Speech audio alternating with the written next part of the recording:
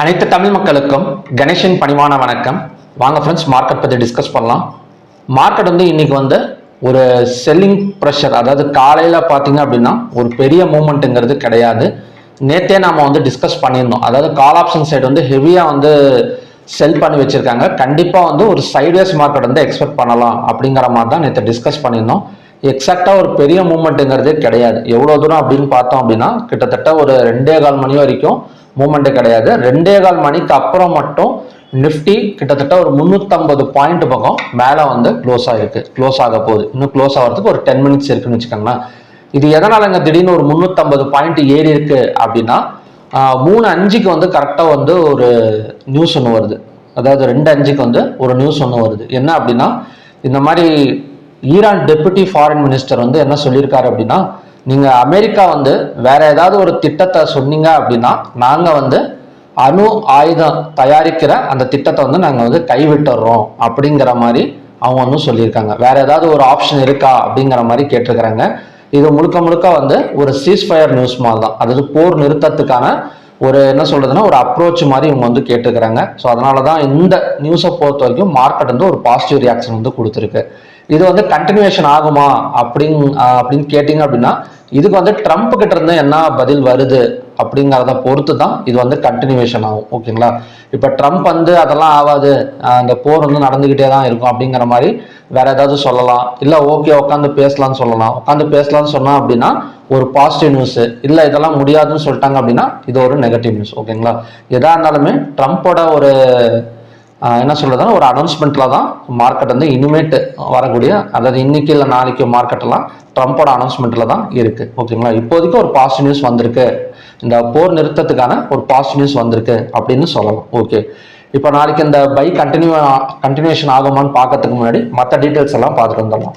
இப்போ stock heat map எடுத்துக்கிட்டோம் அப்படின்னா எல்லாமே பார்த்தீங்கன்னா டர்னா இருக்கு. எல்லாமே ஒரு பாசிட்டிவ் சைடு நமக்கு டர்னா இருக்கு. இதுக்கு முக்கியமான காரணம் நம்ம நேற்றே பார்த்துதான், நல்ல நல்ல ஸ்டாக்ஸ் எல்லாம் நமக்கு சீப் ப்ரைஸ்ல கிடைக்கும். சீப் ப்ரைஸ்லனா கொஞ்சம் குறைஞ்ச ஒரு 10% இறங்கி கிடைக்கிறப்ப அந்த இடத்துல இன்வெஸ்டர்ஸ் உள்ளார வருவாங்க அப்படிங்கிற மாதிரி தான் நம்ம டிஸ்கஸ் பண்ணியிருந்தோம். எல்லாமே ஓரளவு கொஞ்சம் கிரீன்ல டர்ன் ஆயிருக்கு. அதுவும் லாஸ்ட் இந்த 15 மினிட்ஸ்ல நல்லாவே இன்வெஸ்டர்ஸ் உள்ளார வந்திருக்காங்க. ஓகே, ஓப்பன் இன்ட்ரெஸ்ட் டேட்டா பார்த்தோம் அப்படின்னா கால் ஆப்ஷனை பை பண்ணி புட் ஆப்ஷனை செல் பண்ணியிருக்கிற மாதிரி லாஸ்ட் டைம்ல தான் சேஞ்ச் ஆயிருக்கே தவிர, பட் மார்னிங்ல புட் ஆப்ஷனை கொஞ்சம் பை பண்ணியிருக்கிற மாதிரி தான் ஹோல்டிங்ல வச்சிருந்தாங்க. லாஸ்ட் டைம்ல மட்டும் கால் ஆப்ஷனை பை பண்ணியிருக்கிற மாதிரி சேஞ்சிங் கொடுத்துருக்காங்க. நெக்ஸ்ட் என்எஸ்சியில் பார்த்தோம் அப்படின்னா 3311 ஸ்டாக்ஸ் ட்ரேட் ஆயிருக்கு. அதில் 2162ங்கிறது பாசிட்டிவ், டிக்ளைனுங்கிறது 1061, அன்சேஞ்சு 88.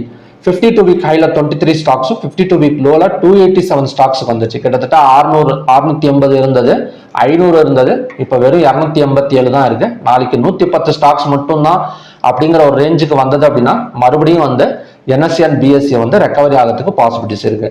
அப்பர் சர்க்கியூட்ல 99ம் லோயர் சர்க்கியூட்ல 60யும். ஓவராலா இன்வெஸ்டர்ஸ் உள்ளார தான் வந்துட்டு இருக்காங்க ஐடி செக்டாரை தவிர. பட் ஐடி செக்டார் எப்படி இருந்தது அப்படின்னா நேற்று கொஞ்சம் பாசிட்டிவ்ல இருந்தது ஐடி செக்டாரை பொறுத்த வரைக்கும். ஸோ இன்னைக்கு அவ்வளோ பாசிட்டிவ்ல இல்லை. ஐடி செக்டார் ஓரளவு பணத்தை வெளியே தான் எடுத்துட்டு இருக்காங்க. ஸோ மற்றதெல்லாம் கொஞ்சம் பரவாயில்ல. ரிலையன்ஸ், கோல் இண்டியா.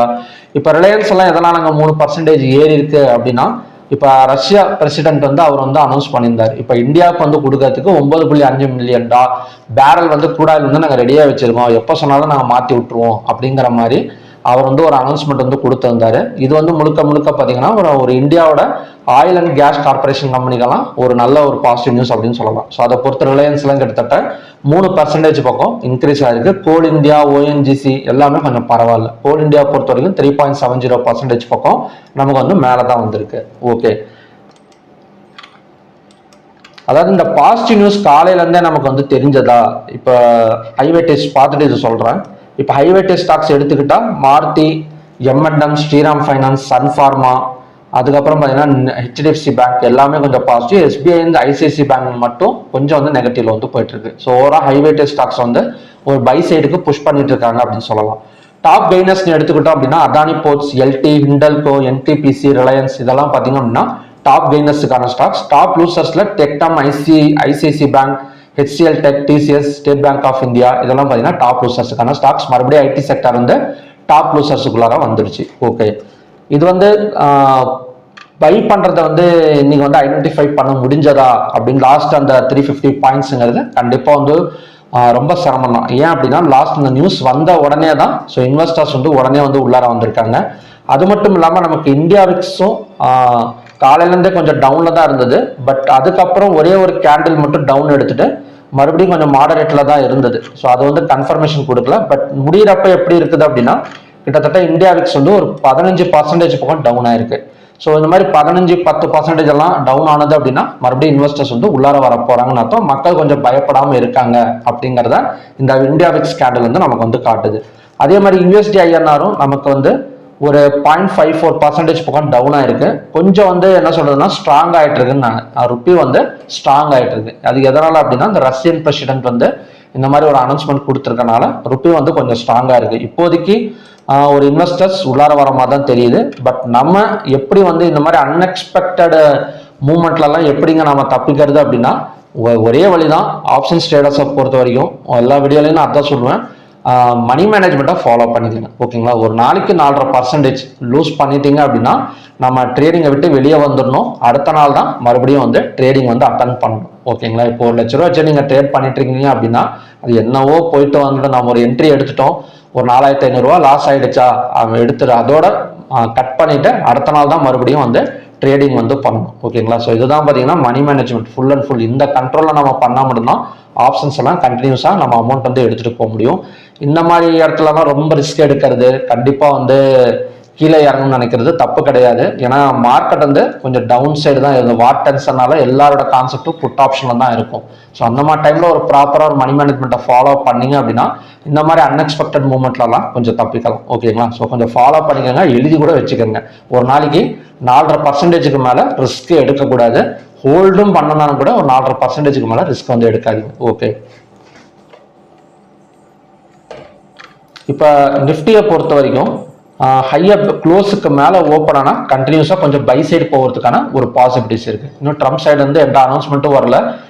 ட்ரம்ப் சைடுலேருந்து ஏதாவது ஒரு அனௌன்ஸ்மெண்ட் வந்தது அப்படின்னா கண்டிப்பாக ஒரு பாசிட்டிவ் நியூஸாக இருந்தது அப்படின்னா ஒரு கேப் அப்பில் ஓப்பன் ஆகிறதோ இல்லைனா அடுத்தடுத்து க்ளோஸுக்கு மேலே ஓப்பன் ஆகி மறுபடியும் மேலே போகிறதுக்கான பாசிபிலிட்டி இருக்குது. ஸோ நெக்ஸ்ட் ரெசிஸ்டன்ஸ் மட்டும் பார்த்தலாம். சப்போர்ட்டுங்கிறது இன்னைக்கான லோ தான். எல்லா ஸ்கிரிப்டை பொறுத்த வரைக்கும் சப்போர்ட்டுங்கிறது இப்போ ஃபார் எக்ஸாம்பிள் இப்போ நிஃப்டி இன்னைக்கு லோ வந்து 24,529 வரைக்கும் வந்திருக்கு. ஸோ இதுதான் பார்த்தீங்கன்னா நாளைக்கான சப்போர்ட் ஜோன். நெக்ஸ்ட் ரெசிஸ்டன்ஸ் வந்து நிஃப்டியில் 24,989. இப்போ பேங்க் நிஃப்டியில் எடுத்துக்கிட்டோம் அப்படின்னா நெக்ஸ்ட் ரெசிஸ்டன்ஸ் வந்து 60,171. க்ளோஸுக்கு மேலே ஓப்பன் ஆனாலும் ஹையர் பிரேக் அவுட் பண்ணாலும் கண்டினியூஸாக பை சைடு போகிறதுக்கான சான்சஸ் இருக்கு. நெக்ஸ்ட் வந்து ஃபின் நிஃப்டி. இப்போ ஃபின் நிஃப்டி பார்த்தோம் அப்படின்னா எக்ஸாக்டாக நம்ம நேற்று ஒரு சப்போர்ட் வந்து ட்ரா பண்ணியிருந்தோம். ஸோ அதை டச் பண்ணிட்டு தான் மேலே வந்துட்டு இருக்கு. ஹையர் பிரேக் அவுட் பண்ணால் 27,702 வரைக்கும் வரதுக்கான ஒரு பாசிபிலிட்டிஸ் வந்து இருக்கு. நெக்ஸ்ட் வந்து மிட் கேப் நிஃப்டி க்ளோஸுக்கு மேலே ஓப்பன் ஆனாலும் ஹையர் பிரேக் அவுட் பண்ணாலும் 13,447 வரைக்கும் நம்ம ரீச் ஆகக்கூடிய சான்சஸ் இருக்கு. சென்செக்ஸ் அதிகமாக தான். நெக்ஸ்ட் ரெசிஸ்டன்ஸ் ஜோனுங்கிறது 80,630. ஓகேங்களா, ஸோ எப்படியும் ஹையர் பிரேக் அவுட் பண்ணால் பை எடுத்துட்டு அகைன் அந்த ரெசிஸ்டன்ஸ் எந்த இடத்துல ரெசிஸ்டன்ஸ் அப்படின்னா நமக்கு மார்ச் 2ல ஒரு ஹை ஒரு கேப் டவுன் வந்து விழுந்திருக்கும். அந்த கேண்டலோட ஹை தான் பார்த்தீங்க அப்படின்னா நமக்கான நெக்ஸ்ட் ரெசிஸ்டன்ஸ் ஜோன். ஓகே, இப்போ India Vicks and USD INR எப்படிங்க இருக்கு அப்படின்னா ஒரு புல்லிஷுக்கு சப்போர்ட் பண்ற மாதிரி தான். ஸோ இன்னைக்கு வந்து India Vicks and USD INR வந்து நமக்கு வந்து ஃபார்ம் ஆயிருக்கு. நெக்ஸ்ட் வந்து நம்ம க்ரூட் ஆயிலுக்கு போயிடலாம். இப்போ க்ரூட் ஆயில் பார்த்தா இப்போ மார்னிங்லேயே ஒரு ரெசிஸ்டன்ஸ் வந்து நான் ட்ராப் பண்ணியிருந்தோம். எக்ஸாக்டா 7,183. நமக்கு வந்து 7,175 நியர்பை ஒரு 7 பாயிண்ட்ஸ் பக்கத்தில் கரெக்டாக மேலே இருந்து நமக்கு அங்கேருந்தே பார்த்தீங்க அப்படின்னா ஒரு 150 பாயிண்ட்ஸ் மோர் தென் 150 பாயிண்ட்ஸ் பக்கம் டவுன் ஆயிருக்கு. 7,180 70 80 200 பாயிண்ட்ஸுக்கு மேலே டவுன் வந்து எடுத்திருக்கு. ஸோ ஈவினிங் வந்து சேம் ஹை அதாவது 7,175 வந்தால் நமக்கு வந்து அகைன் வந்து செல்லிங் நடக்கிறதுக்கு சான்சஸ் இருக்கு. இல்லை அப்படின்னா நெக்ஸ்ட் சப்போர்ட் ஜோனுங்கிறது 6,826. ஓகேங்களா, இந்த 6,826 வந்தா பை சைடு ஃபோக்கஸ் பண்ணலாம். 7,176 வந்தா செல் சைடு வந்து போகிறதுக்கான சான்சஸ் வந்து இருக்கு. நெக்ஸ்ட் வந்து நேச்சுரல் கேஸ். இப்போ நேச்சுரல் கேஸ் மார்னிங்லேயே ஒரு சப்போர்ட் கொடுத்துருந்தேன். பட் அந்த சப்போர்ட் வந்து டச் பண்ணலை. வெயிட் பண்ணுங்க. 267.2 வந்தால் நமக்கு வந்து பை சைடு வந்து போகிறதுக்கு சான்சஸ் இருக்கு. நெக்ஸ்ட் ரெசிஸ்டன்ஸ் ஜோனுங்கிறது 284.8. ஓகே, இப்போ கோல்டு வந்து மறுபடியும் கீழே இறங்கிட்டு இருக்கா, அதாவது 1,67,000. ஸோ கோல்டு இப்போ நின்றுட்டு இருக்கிறது எக்ஸாக்டா ஒரு சப்போர்ட் ஜோன் தான். 1,61,308. இங்கேருந்து புஷ் பண்ணால் ஒரு 2000 to 3000 பாயிண்ட்ஸ் பக்கம் மேலே வரதுக்கான பாசிபிலிட்டிஸ் வந்து கோல்டில் வந்து இருக்கு. சில்வர் அதே மாதிரி தான் ஒரு சப்போர்ட் ஜோனில் தான் எக்ஸாக்டாக நின்றுட்டு இருக்கு 2,64,293. ஸோ புஷ் பண்ணி மேலே வந்தது அப்படின்னா ஒரு 10,000 பாயிண்ட்ஸ் பக்கம் பை சைடு போகிறதுக்கான சான்சஸ் வந்து இருக்கு. இந்த ஈரான் அண்டு இந்த ஈரானோட இந்த அப்ரோச் வந்து ட்ரம்ப் வந்து அக்செப்ட் பண்ணிட்டாரு அப்படின்னா கோல்டு அண்ட் சில்வர் வந்து கிராஷ் ஆகிறதுக்கும் சான்சஸ் வந்து நிறைய இருக்கு. ஓகேங்களா, இப்போ போர்னால தான் நமக்கு வந்து தள்ளாடிட்டு இருக்கு. எப்போ வேணால் ப்ராஃபிட் புக்கிங் நடக்கும். ஸோ பார்க்கலாம் எந்த அளவுக்கு வந்து இந்த நியூஸ் வந்து சப்போர்ட் பண்ணுது அப்படின்னு. எப்படி இருந்தாலும் ஒரு ப்ராப்பரான மணி மேனேஜ்மெண்ட்டுக்குள்ளார போகிறது தான் ஒரு ட்ரேடரோட வேலை. ஓகேங்களா, ஸோ ஓகே ஃப்ரெண்ட்ஸ், பார்க்கலாம்.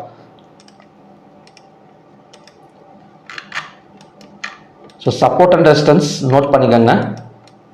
இப்போ ஓவராலாக எப்படி இருக்குது அப்படின்னா அதான் ஒரு புல்லிஷ் சைடு வந்து சப்போர்ட் பண்ணுறதுக்கான சான்சஸ் வந்து நிறையவே வந்துருக்கு. ஏன்னா இந்தியா விக்ஸ் வந்து நமக்கு வந்து 15% இறங்கியிருக்கு. USD/INR -0.5 வந்து டவுனில் தான் இருக்குது. கண்டிப்பாக வந்து நாளைக்கும் வந்து ஒரு ஹையாக பிரேக் அவுட் பண்ணால் ஒரு புல் சைடு வந்து நாம் வந்து எக்ஸ்பெக்டேஷன் வந்து பண்ணலாம். ஸோ ஓகே ஃப்ரெண்ட்ஸ், இதுதான் பார்த்தீங்கன்னா நாளைக்கான கண்டிஷன்ஸ். மறுபடியுமே பார்த்தீங்க அப்படின்னா ஒரு நல்ல ப்ரிடிக்ஷன் வீடியோட நான் வந்து உங்களை மீட் பண்ணுறேன். Thank you very much.